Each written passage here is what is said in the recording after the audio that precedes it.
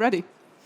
Okay, well, good morning, ladies and gentlemen, and a very warm welcome to this session, where we're going to delve into the intricacies of what a hotel business needs to survive in a competitive market. We're joined by 3 industry experts to cover the various angles on the topics, and it's my pleasure to introduce you to Persoon, owner of Typhoon Hospitality. It's an international marketing and communications agency specialized in the hospitality, travel, and spirits industry.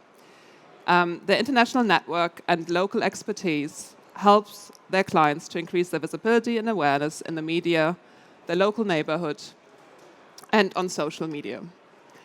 Followed by Suzan Fluitman, the founder and CEO of Bearleaders. The Bearleaders are a collection of Michelin star chefs, designers, artists, hoteliers, and more, which are creating guides and experiences in restaurants, hotels, bars, and generally things to do.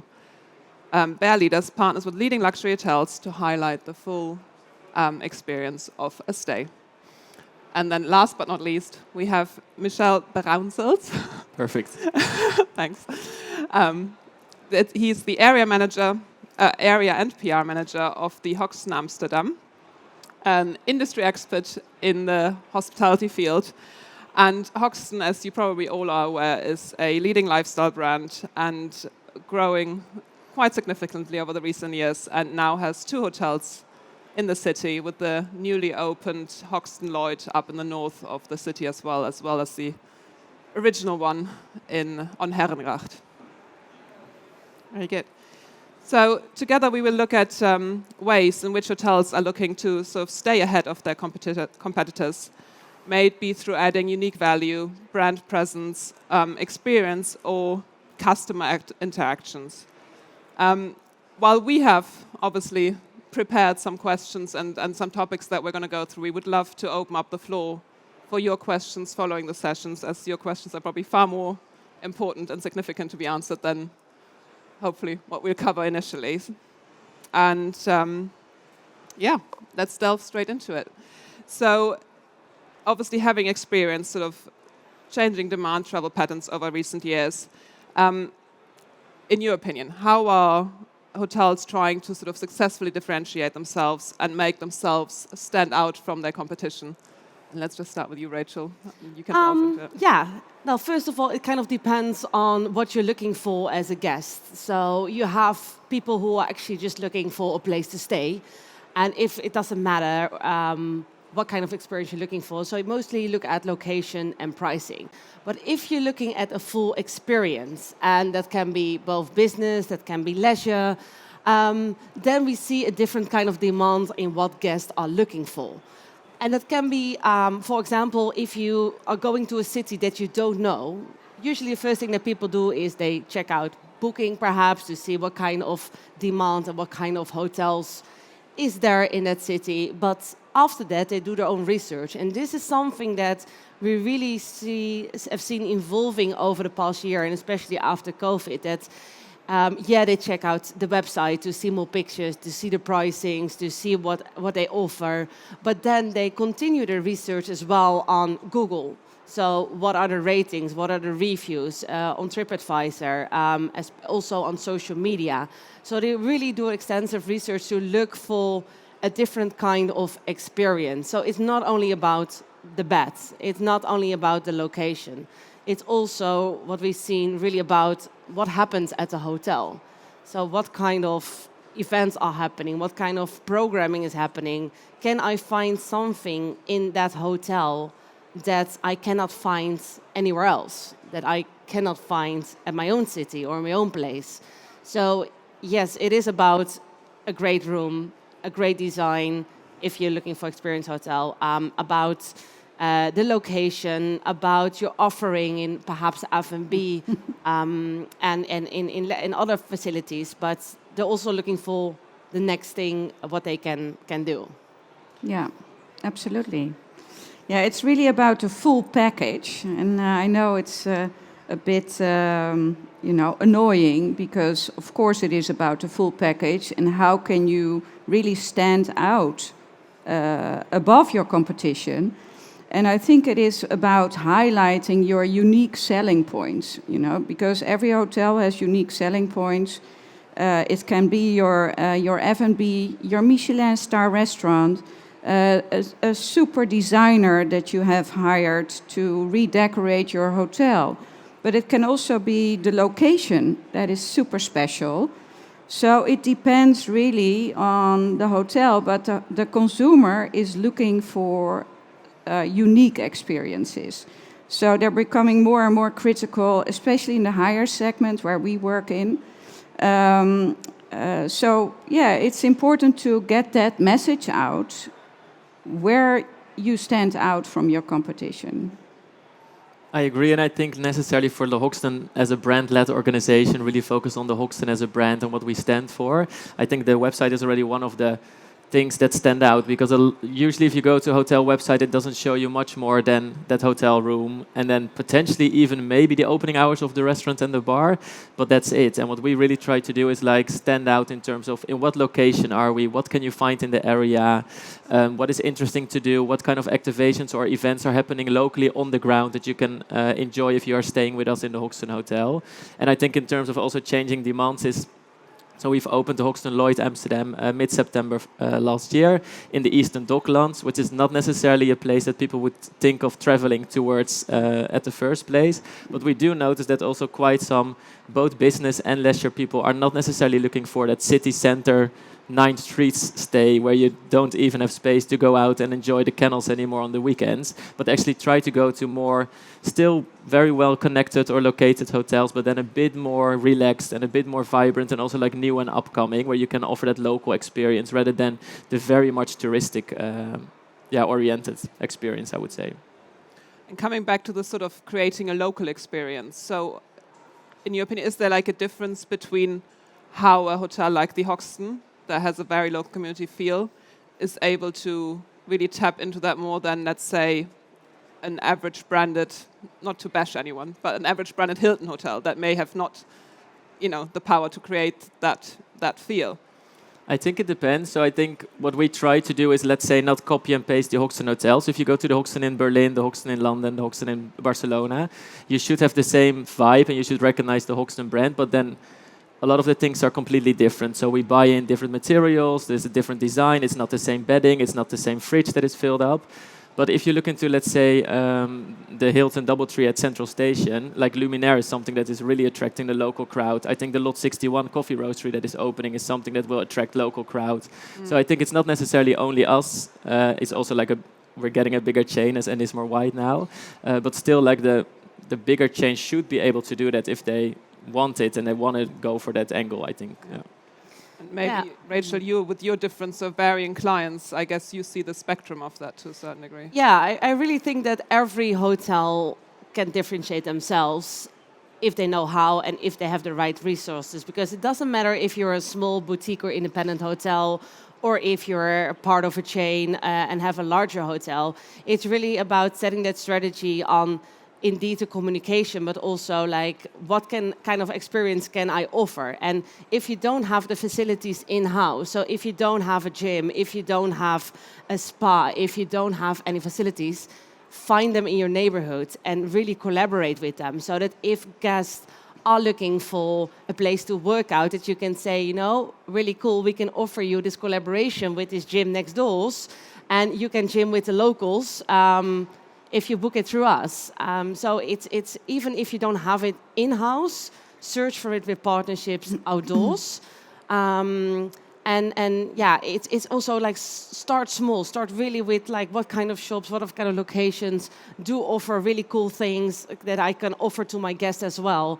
So really, the only tip that I can give you is really look outside and don't only, even if you're a small team in a small hotel and you cannot offer it yourself, you can still look for possibilities where you can. So open the doors. Also, to be honest, like the hotel gym will never be as good as the Trainmore around the corner, for example. So even hotel guests really appreciate you trying to find the local partnership that offers something that you cannot necessarily do. And then that's also a two-way street, right? So if I send people to the Trainmore, we offer day passes to go there. It's much easier for us to reach out to Trainmore and say like, hey, we have this offer going on in a restaurant and bar. Do you maybe want to promote it, or do you want to maybe have like a protein shake on our menu, which is also Trainmore branded? So it's not necessarily that you are reaching out just to benefit from each other, but if it's much more on an organic level and you offer something to the hotel guest that you just cannot offer in-house, that works like in two ways, I would say. Yeah, what's also a nice idea is to, if you want to profile yourself as a really, as a small B&B, for instance, and you don't have a super restaurant, but you do want to attract these type of people, then you can also invite a Michelin star chef who will do something really nice in your hotel, so you will attract a certain type of audience. And you can also market together with that chef, which makes it really interesting, like an influencer almost. But that is also an idea to attract a different type of audience. Okay. Yeah. And in terms of communicating these sort of added extras that are not necessarily on the website as a plus, or that don't come through on the website, in terms of sort of how are traditional PR and marketing channels viewed compared to the sort of more modern ways of, engaging an influencer or so forth to get these points across? How does that differentiate, or how would you propose to get that message across in a more sort of efficient manner? Yeah, that's usually where we come in. Of course, you can think of amazing things, but if you don't reach to the target market and people don't know about it, it's still a lot of hassle for nothing. And it is, and you have two kind of groups and target markets where you're talking to. So on one hand, you have your hotel guests that perhaps are coming in a month or in a week. So how can you reach those hotel guests to already book or already inform about everything that is happening? And usually the two tools that we use for that is really newsletters and not only about promotion deals, etc., but really about content and events that are happening. And I think you guys at Hoxton are doing a really good job in that.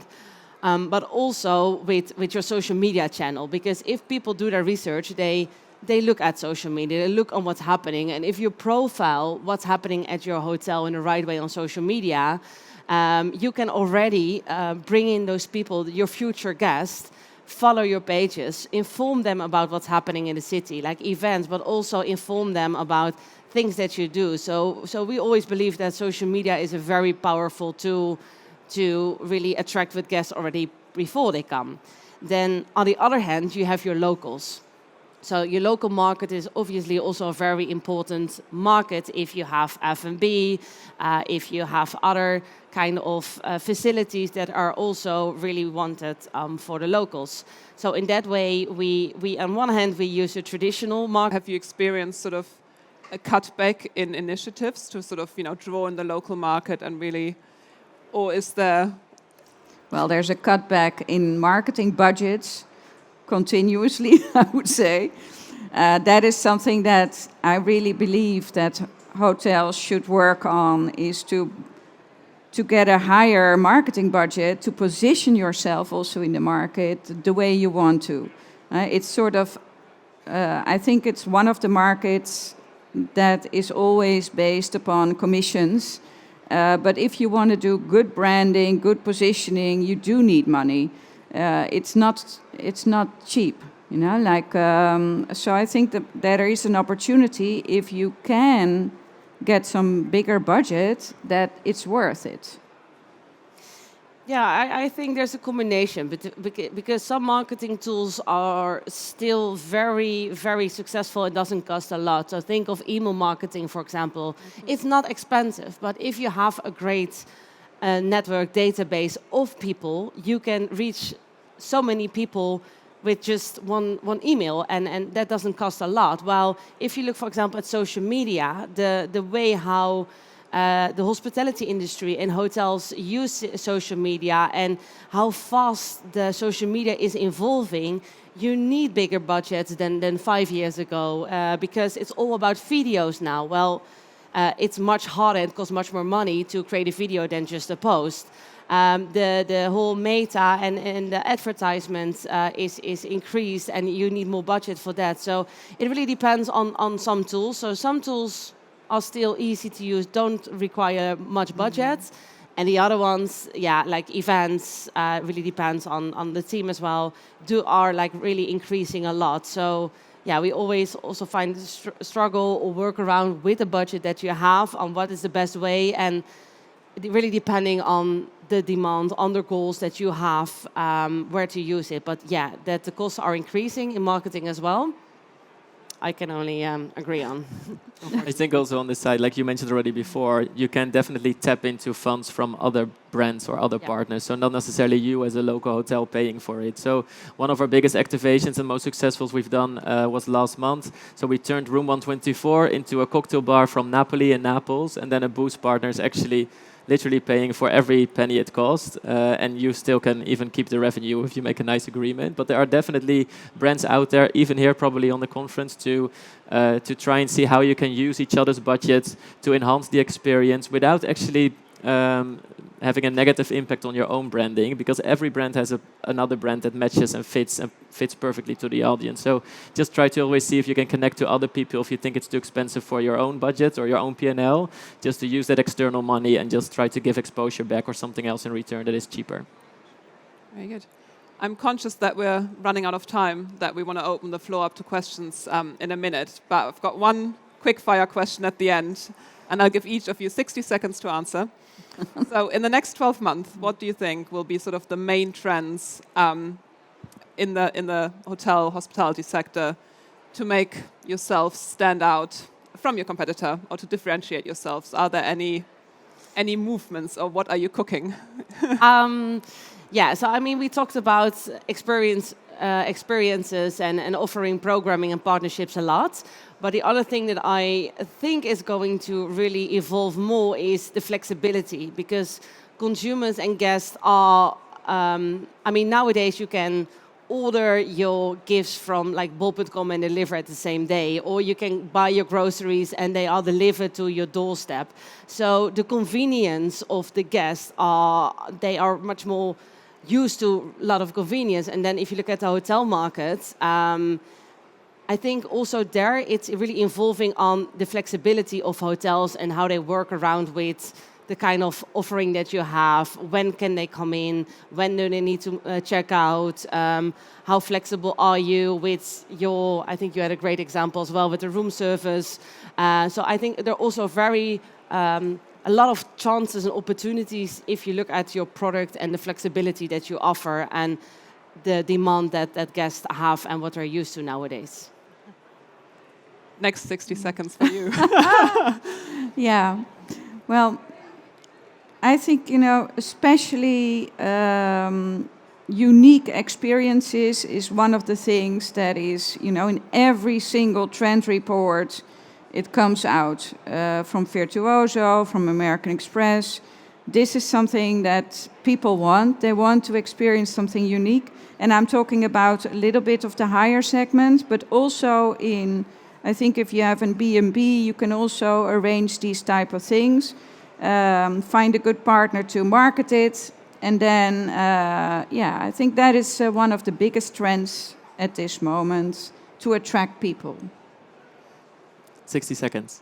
I think for us as a hotel, we do notice, especially now we have 2 hotels in the market, that community building is very important and is even more important than over the last few years. So how can you make that guest coming back all the time? So anything that we do activation related is always focused on the local community. And then if we notice that the local community steps in or it's a nice vibe and ambience, the hotel guests will join as well. Plus most of the hotel guests will go out anyway. They are here to visit Amsterdam, so send them out to the cool places, and then when they come back, just make sure that there's something going on that feels nice, feels engaging, but just making use of that community that is also basically sort of ambassador. So just telling everyone that they know about your hotel experience, about the F&B experiences, the events, so they can also spread the word for you rather than just yourself trying to push it through all these different channels. And then also community is very important to actually grow that database that you already mentioned for your quite indeed cheap email campaign that you can set out, or something on social that not necessarily costing a lot of money, but have that community engaging, following and sharing for you is probably most beneficial of anything else right now. Yeah, and if I can add one thing to that is usually indeed when your guests are staying at your hotel, they're usually leaving after breakfast. So between breakfast and the time they come back, if you don't have like a full lunch or a full busy F&B, it's usually quite dead periods. And this is also the time, and I think the opportunities that you have as a hotel to look at how can I fill those empty moments between breakfast and like 5 o'clock when they come back from the city or come back from a conference or whatsoever, to fill it up with locals, to get more revenue from those days, and using indeed your local community, using partners, using everything that we discussed before to fill it up, to really make it a busy place from like the moment that you have the first guest walking in for breakfast till the moment that you close your bar. Sure. Thank you very much. Great. Questions, anyone? No? No. No takers today. That's okay. Great. Okay. Anything else to add? Otherwise, we'll start wrapping up. Thank you very much. Oh, there's a question. Oh, there you go. There's a microphone coming for you, so we can.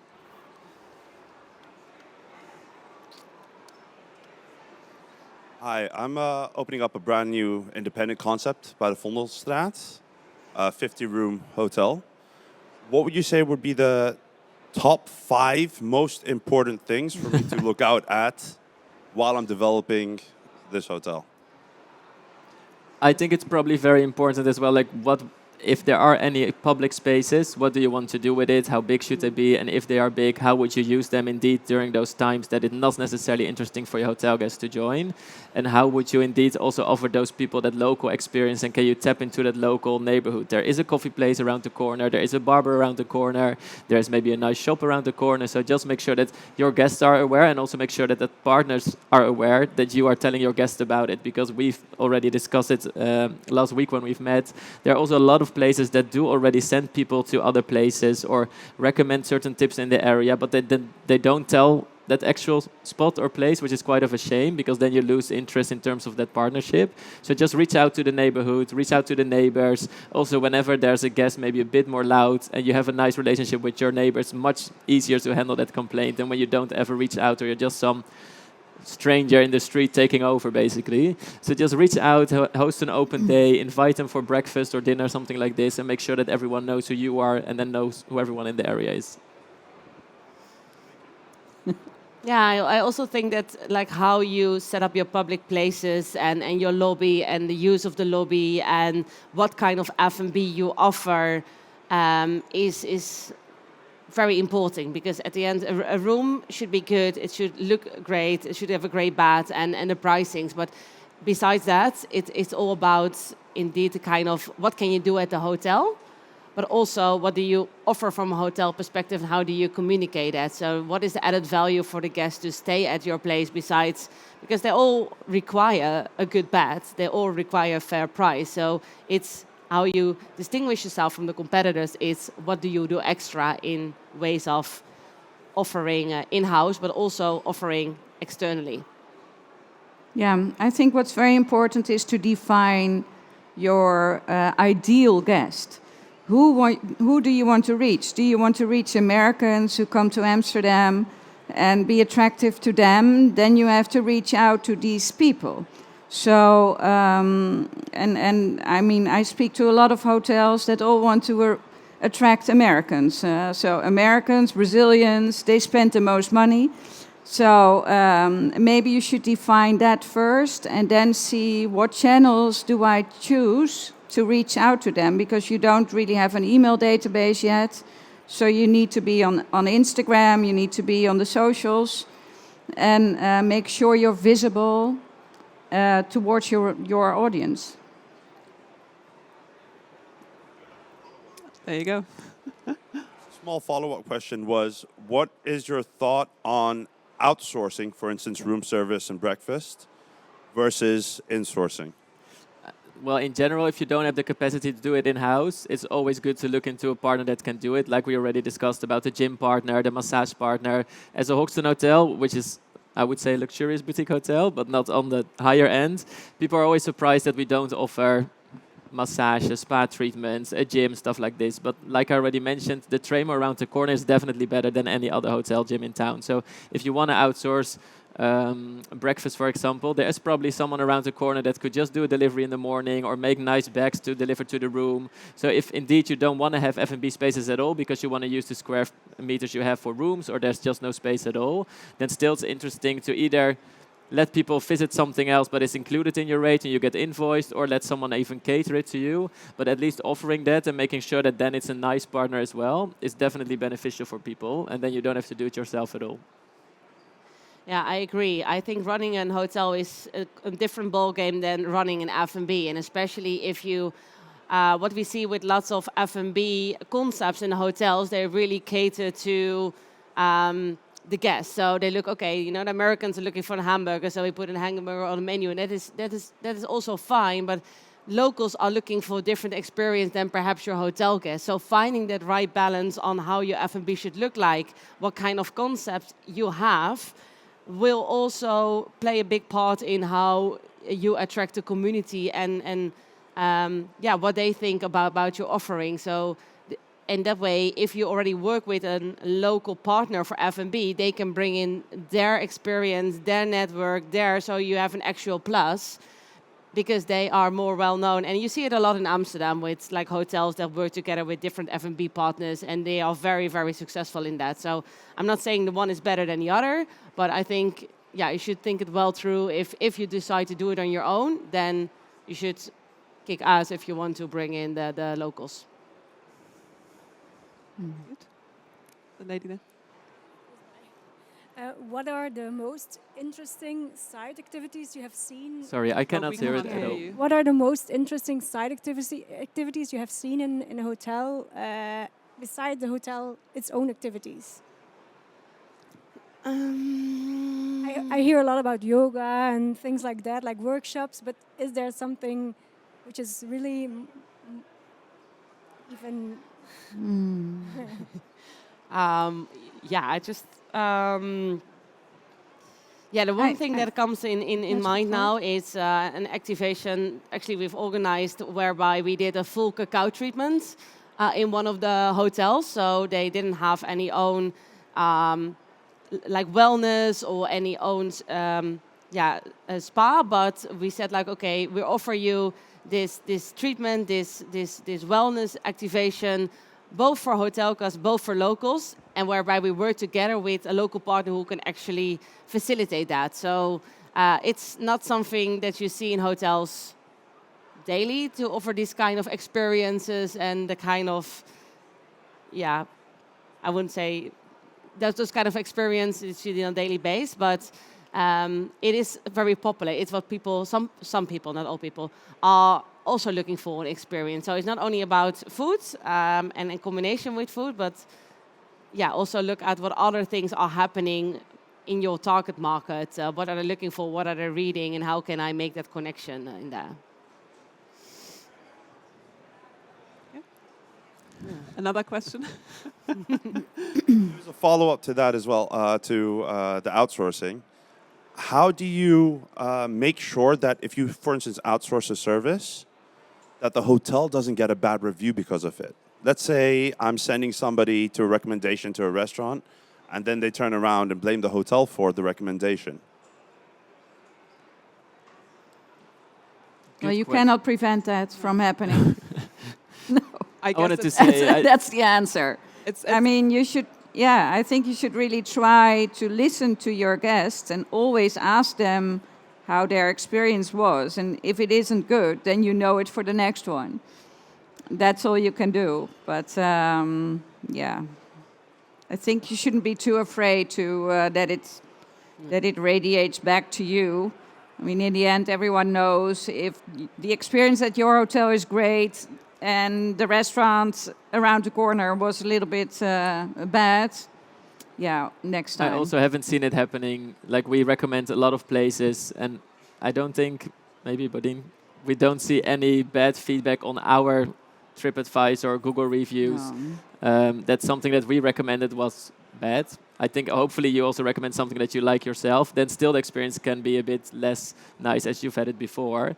But when you hear something like this, it's mainly at the front office. So if you then just say like, oh, that's such a shame to hear what went wrong, and then you even tell the guest maybe like, oh, we'll maybe review if we want to tell other people about it, but it didn't reflect us negatively in any way.